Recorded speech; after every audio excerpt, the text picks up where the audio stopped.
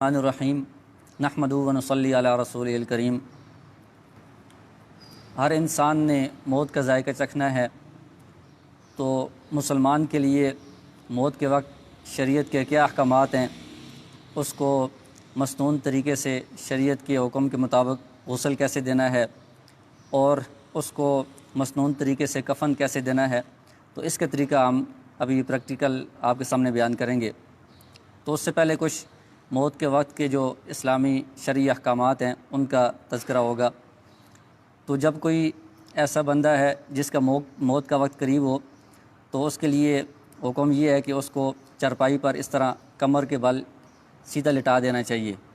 اور اگر آسانی سے ممکن ہو، میت کو تکلیف نہ پہنچے، تو اس کا چہرہ تھوڑا سا قبلے کی طرف اس طرح گھما دیں، اور اگر اس سے اس کو تکلیف ہو رہی ہو تو پھر اس کو اسی طرح سیدھا ہی رہنے دیں۔ اور جو بندہ اس کے پاس بیٹھا ہے، ایک بندہ یا دو بندے، تو ان کے لیے حکم یہ ہے کہ وہ اس کو کلمہ کی تلقین کریں گے۔ تو کلمہ کی تلقین اس طرح نہیں ہوگی کہ اس کو کہیں گے کہ تم کلمہ پڑھو، اس طرح اس کو حکم نہیں دیں گے، کیونکہ یہ بہت سختی کا وقت ہوتا ہے، بہت پریشانی کا وقت ہوتا ہے۔ تو اگر خدا نخواستہ اس کے منہ سے کوئی ایسی بات نکل گئی تو یہ اس کے ایمان کے لیے خطرہ بن جائے گا کہ میں کلمہ نہیں پڑھتا، تو اس لیے اس کو حکم نہیں دینا ہے، بلکہ کلمہ کی تلقین کا مطلب یہ ہے کہ اس کے سامنے جو پاس بیٹھے ہوئے لوگ ہیں وہ خود اونچی آواز سے کلمہ پڑھنا شروع کر دیں گے۔ تو اشہد ان لا الہ الا اللہ و اشہد ان محمد عبدہ و رسولہ، یہ اس کے پاس اونچی آواز سے کہنا شروع کریں گے، تو اس کو بھی اس سے توفیق ہوگی، وہ بھی آہستہ آہستہ کلمہ پڑھنا شروع کر دے گا۔ اور ایک مرتبہ جب اس نے کلمہ پڑھ دیا ہے تو اب اس کے بعد بار بار اس کو تاکید نہیں کرنی چاہیے، کیونکہ جب ایک مرتبہ اس نے کلمہ پڑھ لیا ہے تو اب یہ اس کا آخری کلمہ ہو گیا ہے۔ تو اب اسی پر اگر اس کی وفات ہو جاتی ہے تو حدیث میں آتا ہے کہ من کان آخر کلامی لا الہ الا اللہ محمد رسول اللہ دخل الجنہ، جس کا آخری کلمہ یہ ہوگا تو وہ ضرور جنت میں داخل ہوگا۔ تو جب ایک مرتبہ اس نے یہ کلمہ پڑھ دیا تب اس کے ساتھ کوئی اور بات چیت نہیں کرنی ہے کہ اس کا آخری کلمہ یہی ہونا چاہیے۔ اور جو قریب بندے بیٹھے ہیں ان میں سے اگر کسی کو سورہ یاسین زبانی یاد ہو یا کوئی دیکھ کر پڑھنا چاہے تو وہ بھی اس کے پاس پڑھنی چاہیے، کیونکہ سورہ یاسین پڑھنے کی وجہ سے جو روح نکلنے کے وقت سختی ہوتی ہے اس میں کمی آتی ہے، روح نکلنے میں آسانی ہوتی ہے۔ تو جب روح نکل جائے گی تو اس کے بعد سب سے پہلے یہ کریں گے کہ میت کا جو چہرہ ہے اور سر ہے، کوئی پٹی لے کر اس کے سر کو، چہرے کو اس طرح باندھ دیں گے، جبڑوں کو، کہ اس کا منہ بالکل بند ہو جائے، اور اس کی جو آنکھیں ہیں اگر کھلی ہیں تو آرام سے ان کی آنکھوں کو بند کر دیں گے، اور اس کے بعد جو اس کی بازو ہیں وہ اگر اوپر ہیں یا اس طرح ہیں تو ان کو ہم سیدھا کر دیں گے، بالکل ٹانگیں اگر اوپر ہیں تو ان کو بھی بالکل سیدھا کر دیں گے۔ تو یہ روح نکلنے کے بعد صرف سب سے پہلا کام یہ کریں گے۔ جی، پاؤں کے انگوٹھے بھی اگر وہ ضرورت پڑے، اگر کھلے ہوئے ہیں تو ان کو بھی باندھ دیں، ورنہ ٹانگیں اور بازو یہ سیدھے کر لیں اور آنکھوں کو بند کر دیں، اور جو جبڑے ہیں ان کو اس طرح باندھ دیں کہ منہ آپس میں بند ہو جائے۔ اس کے بعد میت کو غسل دینا ہے، تو میت کو غسل دینا شریعت میں صرف ایک مرتبہ واجب ہے، یعنی میت کو غسل دینا اس کا حکم یہ ہے کہ یہ واجب ہے، اور یہ میت کا غسل صرف ایک مرتبہ ہے۔ ہمارے ہاں جو رواج ہے بہت سارے علاقوں میں کہ 2 مرتبہ غسل دیا جاتا ہے، ایک مرتبہ شروع میں دیتے ہیں وفات کے بعد، اور ایک مرتبہ جنازے سے پہلے دوبارہ دیتے ہیں۔ تو یہ شرعی طور پر ٹھیک نہیں ہے، کیونکہ غسل دیتے وقت میت کو بہت الٹنا پلٹنا پڑتا ہے، اس کو بہت ذرا سے تکلیف ہوتی ہے، تو یہ اس کے ساتھ ظلم ہے۔ تو ایک مرتبہ غسل کافی ہے، شروع میں دے دی ہے تو اب جنازے سے پہلے دوبارہ غسل دینے کی ضرورت نہیں ہے۔ تو غسل دینے کے لیے ہم کیا کریں گے کہ اس طرح ایک تختہ جو ہے یہ غسل والا، جو عام طور پر مساجد میں رکھا ہوتا ہے، یا اگر تختہ میسر نہیں ہے تو کوئی بھی ایسی لکڑی کی چیز یا خالی زمین پر بھی اس کو لٹا سکتے ہیں۔ تو اس سے پہلے یہ جو تختہ ہے، میت کو لٹانے سے پہلے اس تختے کو 3 مرتبہ دھو لینا چاہیے، پانی سے دھو لیں، اس کو صاف کر لیں۔ اس کے بعد اگر خوشبو کی دھونی اس کو دی جاتی ہے، اگر آسانی سے ممکن ہو تو دے لیں، ورنہ پانی سے اس کو دھو کر صاف کر لینا کافی ہے۔ پھر اس کے بعد میت کو لا کر اس کپڑے پر، اس تختے پر لٹایا جائے گا، اور پھر اس کے بعد میت کا جو سطر ہے اس کو ایک موٹے کپڑے سے ڈھانکا جائے گا۔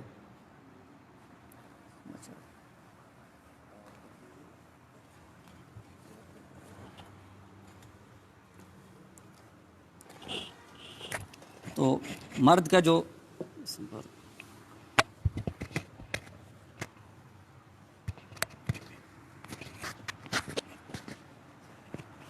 مرد کا سطر ناف سے لے کر گھٹنے تک ہے، تو ناف سے اوپر یہ موٹا کپڑا ہونا چاہیے اور گھٹنے سے نیچے تک ہونا چاہیے، اور خواتین کا سینے سے اوپر تک ہونا چاہیے اور گھٹنے سے نیچے تک ہونا چاہیے کپڑا۔ یہ جب موٹا کپڑا ہم نے ڈالا ہے، موٹا کپڑا اس لیے ضرورت ہے کہ ہم غسل دیں گے تو یہ کپڑا گیلا ہوگا، اگر باریک کپڑا ہوگا تو اس میں سے سطر نظر آئے گا، تو اس لیے موٹا کپڑا اس کے اوپر ہونا چاہیے۔ جب یہ کپڑا ہم نے ڈال دیا ہے، اب جو میت کے کپڑے ہیں ان کپڑوں کو ہم اتار دیں گے۔ تو کپڑوں کو اسی طرح اتارنا تو ممکن نہیں ہے، میت سے بہت مشکل ہوتا ہے، تو اس کا طریقہ یہ ہے کہ اس کو آپ کاٹ دیں۔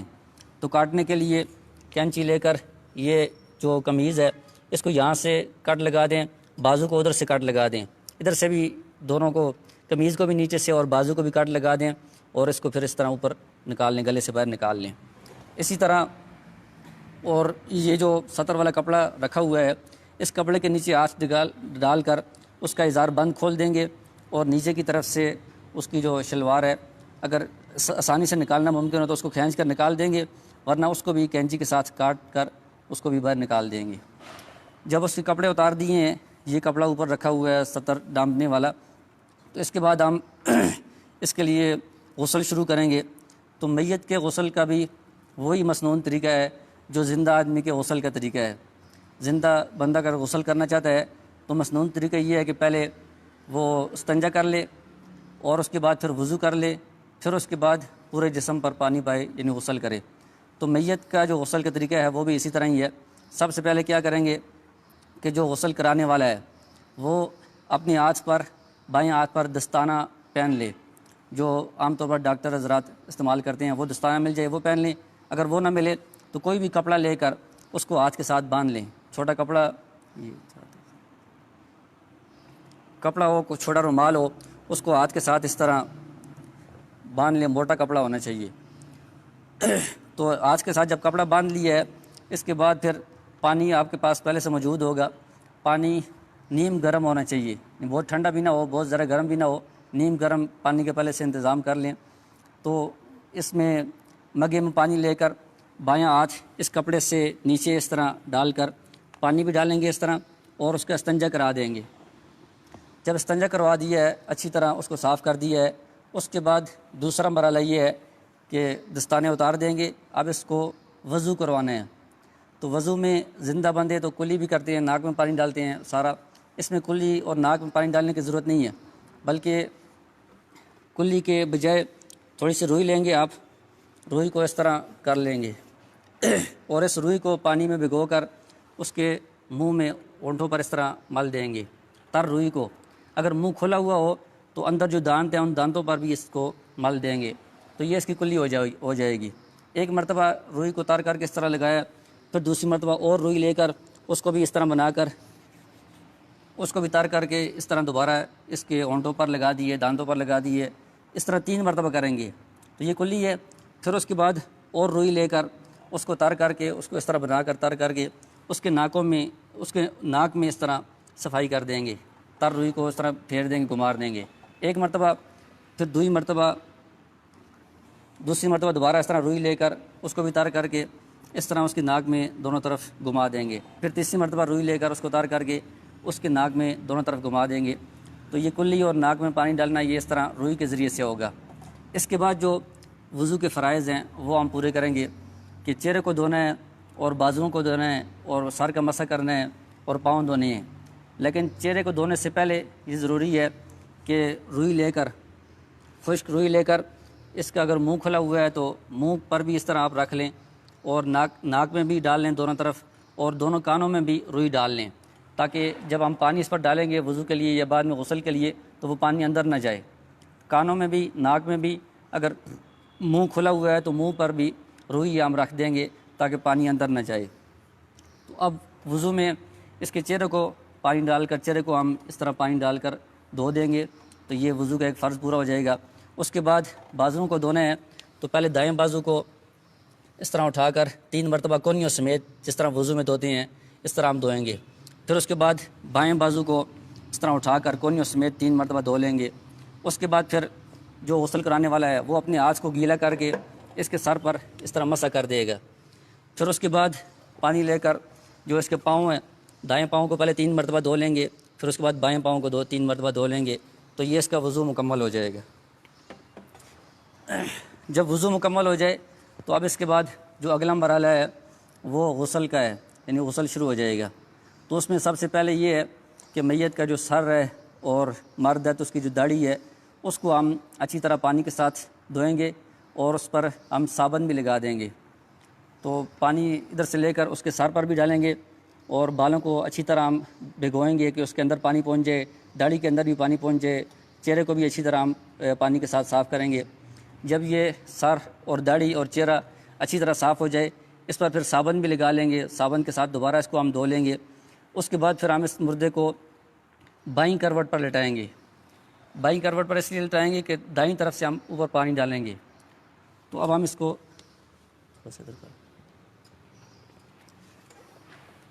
یہ سطر والا کپڑا بڑا ہونا چاہیے ہر طرف سے کہ اگر اس کی کروٹ بدلیں تو سطر ظاہر نہ ہو۔ تو بائیں کروٹ پر ہم نے لٹا دیا ہے تو دائیں طرف سے ہم پانی بہانا شروع کریں گے۔ تو ادھر پانی بہائیں گے اور جو سطر والا ایسا ہے اس میں کپڑے کے نیچے سے اس طرح مگا ڈال کر آگے پانی ڈالیں گے، اس طرف سے بھی ٹانگوں پر ڈالیں گے اور کپڑے کو تھوڑا سا اٹھا کر ادھر سے اس طرح تیزی کے ساتھ پانی اندر ڈالیں گے۔ تو یہ اوپر سے جب ہم نے دائیں کروٹ پر پانی ڈالا ہے تو 3 مرتبہ ہم پانی ڈالیں گے اس طرح، اور پانی اتنا ڈالیں گے کہ جو نیچے جگہ ہے، جو نیچے بائیں کروٹ ہے تختے کے ساتھ جو لگی ہوئی جگہ ہے وہاں تک پانی پہنچ جائے، سامنے کی طرف سے بھی پیچھے کی طرف سے بھی نیچے تک پانی پہنچ جائے، اتنا پانی ہم ڈالیں گے۔ پھر اس کے بعد ہم ان کو دائیں کروٹ پر لٹائیں گے۔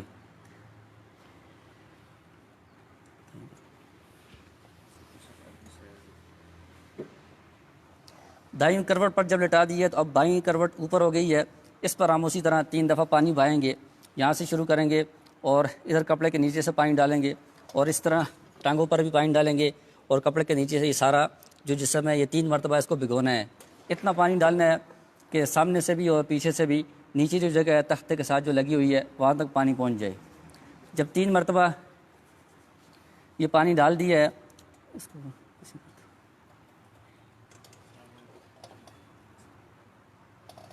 تو اب سر پر تو ہم نے صابن لگا دی ہے، چہرے پر بھی صابن لگا دی ہے، داڑھی پر بھی لگا دی ہے، جو باقی جسم ہے اس پر بھی اگر صابن لگانے کی ضرورت ہو تو اس پر بھی صابن لگا لیں۔ جو سطر والا ایسا ہے اس پر صابن لگانے کے لیے پھر ہاتھ پر دستانہ یا کپڑا باندھنا ضروری ہوگا، اور باقی جسم پر بھی صابن لگا لیں۔ جب صابن لگا لیا ہے اس کے بعد یعنی 3 دفعہ تو ہم نے پہلے پانی ڈالا تھا، صابن لگانے کے بعد اب ایک اور دفعہ اصل جو مسنون طریقہ ہے وہ تو یہ ہے کہ پانی میں کافور ایک خوشبو ملتی ہے، وہ ملا کر اس پانی کے ذریعے سے آخری مرتبہ صابن لگانے کے بعد اس پورے جسم پر پانی ڈال دینا چاہیے۔ اگر کافور والا پانی نہیں ملتا تو وہی پانی جو ہمارے پاس پہلے سے موجود ہے نیم گرم پانی وہ ہم ڈالیں گے۔ تو اس مرتبہ صرف ہم ایک طرف ہی ڈالیں گے کہ اس کو اب بائیں کروٹ کی طرف لٹا کر اس طرف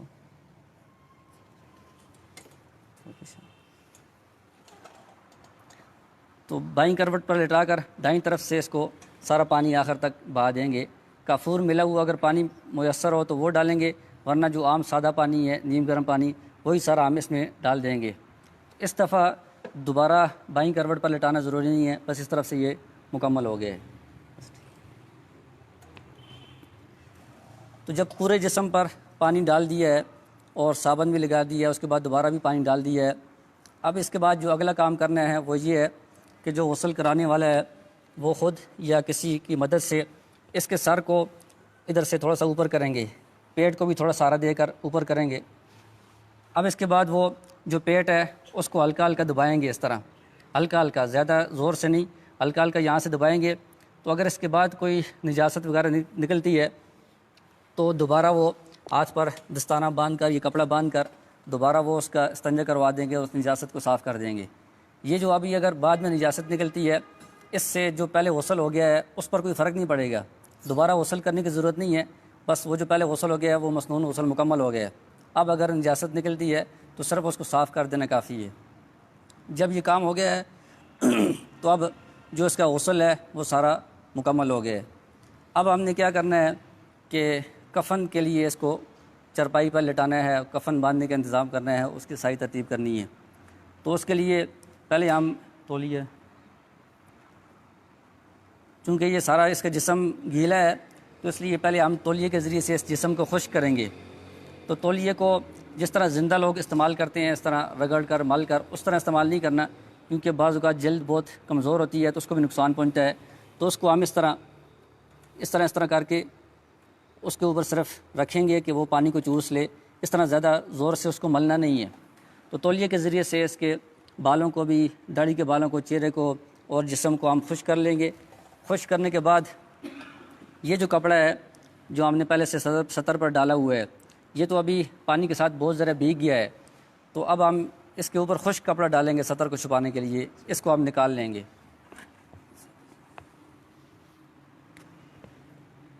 تھوڑا اس طرح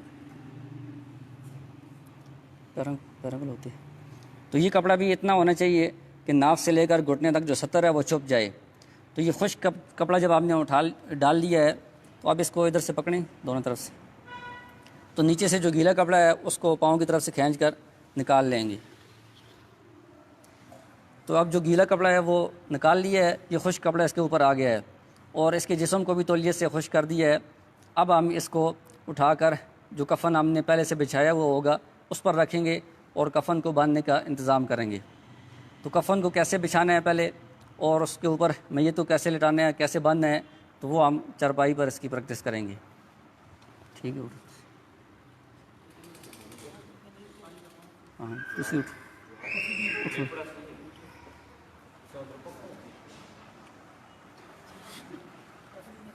لگی رہی۔